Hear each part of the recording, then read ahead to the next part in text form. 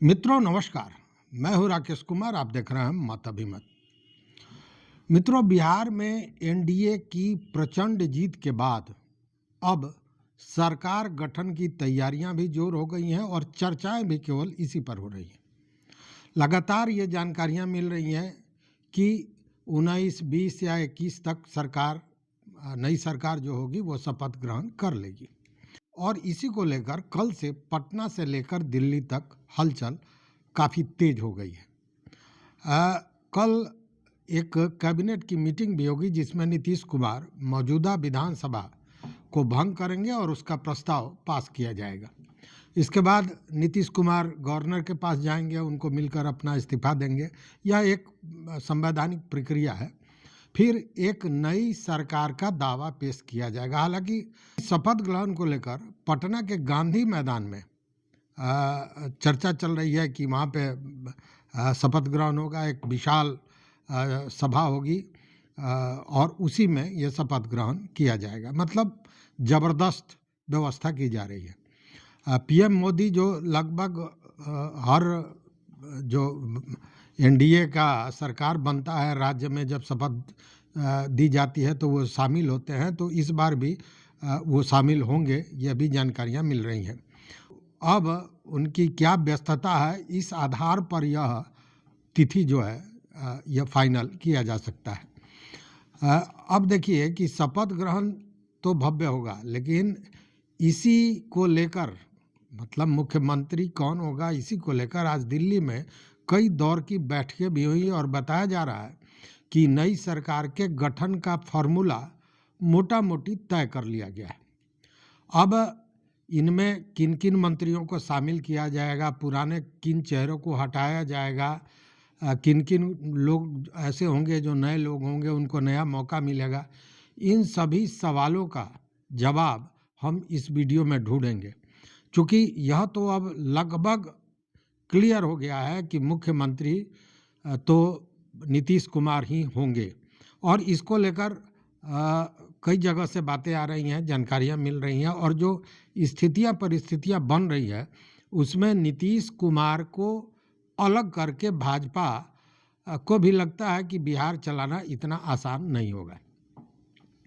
आज का पूरा दिन बैठकों में चला गया। अब देखिए कि पटना में उपेंद्र कुशवाहा जाकर नीतीश कुमार से मिले, फिर चिराग पासवान मुख्यमंत्री से मिले। उधर दिल्ली की बात करें तो दिल्ली में अमित शाह से संजय झा और ललन झा की मुलाकात होती है। प्रधानमंत्री मोदी जी और अमित शाह के बीच में भी इसको लेकर चर्चाएं हुई। ये सारे लोग नड्डा जी से भी मिले हैं और मोटा मोटी इन सारे बैठकों के बाद एक फार्मूला तय हुआ है। क्योंकि यह जो प्रचंड जीत है इसमें मंत्रिमंडल में किसको कितना शेयर दिया जाएगा यह भी एक महत्वपूर्ण मामला है और इसको लेकर भी खींचातानी चलती है हर बार।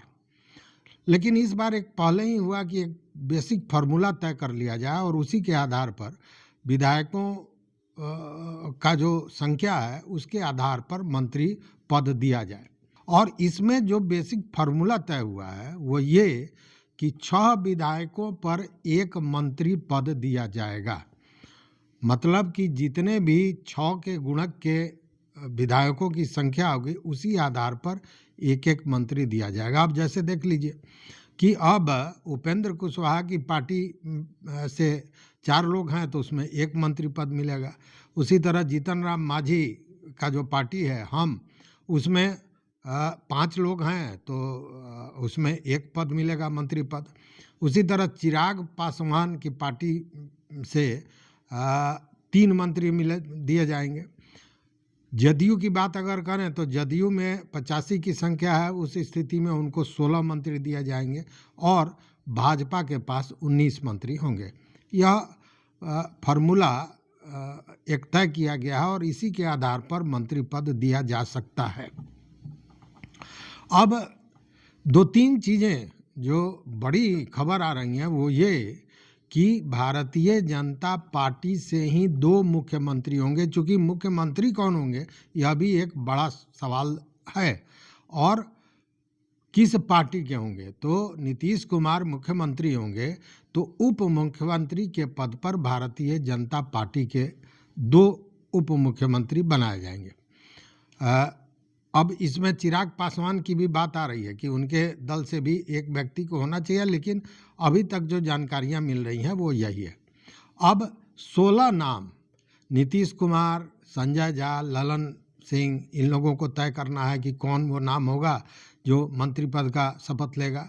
वहीं भाजपा को 19 मंत्रियों के लिए चयन करना है। चिराग पासवान को 3 नाम तय करना है। जीतन राम मांझी और उपेंद्र कुशवाहा को एक एक नाम तय करना है। हालांकि जीतन राम मांझी और उपेंद्र कुशवाहा के मंत्रियों की नाम जानी हुई है कि कौन होंगे, चूँकि वो सारे मंत्री पद परिवार में ही जाएगा, ये जानी हुई बात है। इसके बीच एक बड़ा सवाल है कि डिप्टी सीएम आखिर बनेगा तो कौन बनेगा, क्योंकि नीतीश कुमार का तो मुख्यमंत्री बनना तय है, लेकिन क्या एक बार फिर पार्टी सम्राट चौधरी और विजय सिन्हा पर विश्वास करेगी, उनको फिर दोबारा रिपीट करेगी? देखिए, इसके पीछे क्या मामला है कि पिछली बार जब सरकार बनी तो इस तरह का प्रचंड बहुमत नहीं था, एक मार्जिनल बढ़त थी और उसी के आधार पर सरकार को बनना था और सरकार को चलना था। तो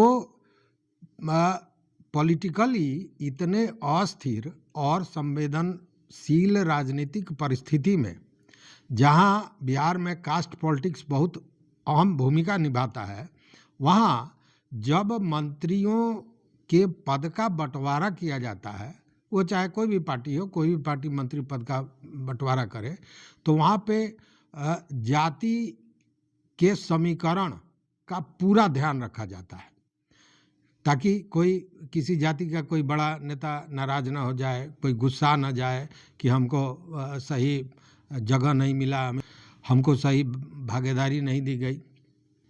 मतलब कि यह जो कास्ट कॉम्बिनेशन है, यह कैबिनेट में पूरी तरह सही तरीके से तय किया जा सके। लेकिन जब इस तरह का प्रचंड बहुमत होता है, तब जो लीडरशिप होती है, जो नेता होते हैं, जो शीर्ष के लोग होते हैं, उनके सामने एक निश्चित रूप से आसान अवस्था होती है, एक आसान परिस्थिति होती है कि वह अपने एजेंडे के मुताबिक मंत्रियों को बनावे, ताकि यहाँ कास्ट कॉम्बिनेशन को लेकर या किसी के नाराज़गी को लेकर कोई बहुत परेशानी जैसी स्थिति नहीं होती है। तो जो खबरें आ रही हैं उसके अनुसार, हालांकि देखिए, सम्राट चौधरी की चर्चाएं चल रही हैं जोरों शोरों पर, लेकिन आप जानते हैं कि सम्राट चौधरी को भाजपा एक बड़े चेहरे के रूप में सामने लाना भी चाहती थी, लेकिन पिछले दिनों प्रशांत किशोर द्वारा जो आरोप लगाए गए, इससे निश्चित रूप से उनकी छवि पर असर पड़ा है। लेकिन यह तो भारतीय जनता पार्टी है, यह कब किसको कहाँ बैठा दे यह कहना बड़ा मुश्किल है। तो ये कोई नहीं जानता कि सम्राट चौधरी को फिर उप मुख्यमंत्री बनाया जाएगा या नहीं बनाया जाएगा। और ऐसे भी जब बहुमत बहुत तगड़ा हो, तो भारतीय जनता पार्टी में जो प्रधानमंत्री मोदी जी हैं, वो अपने एजेंडे के अनुसार काम करते हैं। प्रधानमंत्री मोदी ने पहले ही यह इशारा कर दिया है कि अब जो सरकार आएगी वो राजनीति कम और विकास के एजेंडे पर बिहार में ज़्यादा काम करेगी। मतलब कि ये जो जातीय समीकरण को साधने की जो बाध्यता पिछली बार थी, वो बाध्यता इस बार नहीं है। बाध्यता बस इस बात की होगी कि लोगों का चयन उस तरीके से किया जाए जो पहली चीज़ कि वो विकास ओरिएंटेड हो, मतलब विकास के तरफ अग्रसर होने वाले लोग हैं। जो दूसरा है वो ये कि उनके पास अनुभव हो, एक्सपीरियंस हो, वो बेदाग हो। देखिए, पिछली बार जो जनता ने समर्थन दिया था एनडीए को, बावजूद इसको कहने में गुरेज नहीं होना चाहिए कि पिछली बार एक तरह से ये कहें कि सरकार पर भ्रष्टाचार के आरोप लगातार लगते रहे और ब्यूरोक्रेट्स से लेकर मंत्रियों तक इसमें इन्वॉल्व हैं, इस तरह का आरोप लगातार लगता रहा। ये जो पूरा कार्य प्रणाली है वह ब्यूरोक्रेट्स के हाथ में चला गया। ये सारी चीज़ें हैं। तो ये जो नई सरकार होगी, जो मोदी जी इसमें पूरे लगे हुए हैं, वो ऐसे लोगों को तलाशेगी जिनको गवर्नेंस का अनुभव है, जो डेवलपमेंट ओरिएंटेड हो, भ्रष्टाचार में लिप्त नहीं रहे हैं, एक साफ सुथरी छवि हो, और जिनको यह पता हो कि ब्यूरोक्रेट से किस तरह काम लिया जाता है, कैसे उनसे काम निकालना चाहिए। तो वैसे लोगों की तलाश होगी। और ऐसे भी इस बार जो लोग जीत के आए हैं, आप देखिए उसमें बहुत सारे अनुभवी लोग हैं, प्रोफेशनल्स हैं, कई आईएएस हैं, आईआरएस ऑफिसर्स हैं, कई मैनेजमेंट के लोग हैं। तो इस बार प्रधानमंत्री के पास विकल्पों की कमी नहीं है और जातीय समीकरण को साधने की बाध्यता भी नहीं है। तो ऐसे में भारतीय जनता पार्टी के जो 19 नाम होंगे, उसमें बहुत से ऐसे नाम होंगे जो पुराने नहीं होंगे। मतलब कि पुराने लोगों की छुट्टी होगी। और एक अनुमान लगाया जा रहा है कि जदयू और भाजपा में मिलाकर लगभग 30 से ज़्यादा, लगभग 30 ऐसे मंत्री होंगे, पुराने मंत्री, जिनकी इस बार छुट्टी होगी। मतलब उनको फिर दोबारा कैबिनेट में शामिल नहीं किया जाएगा। अब जरा आप अंदाज कीजिए कि वैसे कौन कौन मंत्री हो सकते हैं जो पिछली बार मंत्री थे लेकिन इस बार उनको कैबिनेट का में प्रवेश नहीं दिया जाएगा। क्योंकि इस बार एक ये नया एक्सपेरिमेंट होगा, नए लोगों को लाया जाएगा, अनुभवी लोगों को लाया जाएगा। अब इसके लिए जो मंत्रियों का चयन करना है, इसके लिए स्वाभाविक है कि दिल्ली में भाजपा की बैठक होनी है, वहीं जदयू अपनी बैठक पटना में करेगी और लगभग 2 दिनों में यह तय कर लिया जाएगा। उसके बाद 19 से 21 तारीख के बीच में शपथ ग्रहण भी हो जाएगा। हालांकि अभी तिथि तय नहीं हुआ है शपथ ग्रहण का, क्योंकि प्रधानमंत्री कार्यालय से उनकी व्यस्तता के आधार पर, जब उनको मौका होगा, समय होगा, उसी के आधार पर यह तय किया जाएगा।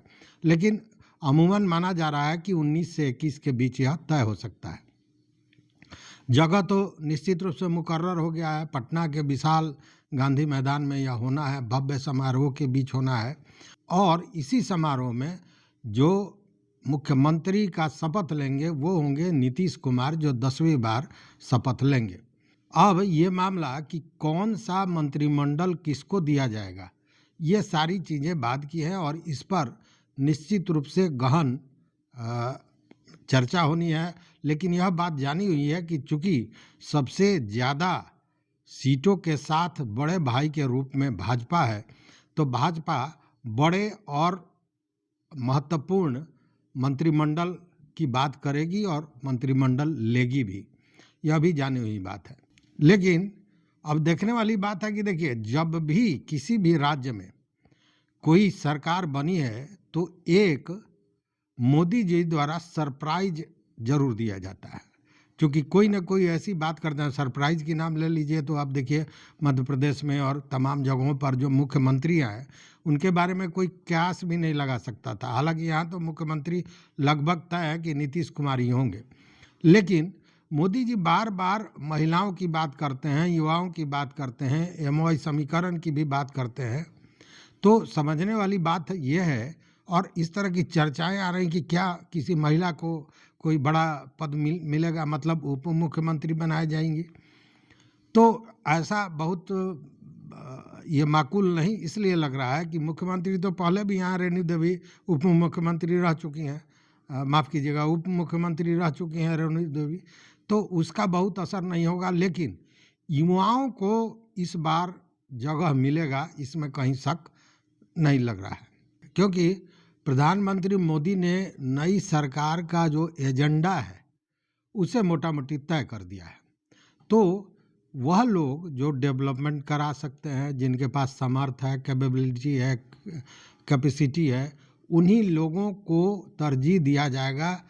और एक ये नया हम कहें कि एक्सपेरिमेंट होगा। इतने प्रचंड बहुमत में किसी जातीय समीकरण, महिला पुरुष आदि को मंत्री बनाया जाए, उन्हीं का चयन किया जाए, यह बाध्यता इस बार सरकार के सामने नहीं है। ऐसे में इनसे ज़्यादा विकास की बात की जाएगी, क्योंकि बड़ी मुद्दतों के बाद भाजपा को बिहार में पैर जमाने का मौका मिला है, जो इसका सपना रहा है। इसलिए इसे गंवाने की गलती भाजपा नहीं करेगी, चूँकि अभी एक कदम और आगे जाना है, मतलब मुख्यमंत्री पद तक जाना है। मेरी यह राय है, आपका क्या मत है, आपका क्या विचार है? वीडियो आपको कैसा लगा, इसकी जानकारी कैसी लगी, इसको लेकर अपना विचार, अपना मत जरूर हमारे कमेंट बॉक्स में दीजिएगा। मित्रों, अगर चैनल पर नए हो तो सब्सक्राइब कीजिए, लाइक कीजिए, दोस्तों के साथ शेयर कीजिए और अपना विचार जरूर दीजिए। बहुत बहुत धन्यवाद। कोटिशाह आभार।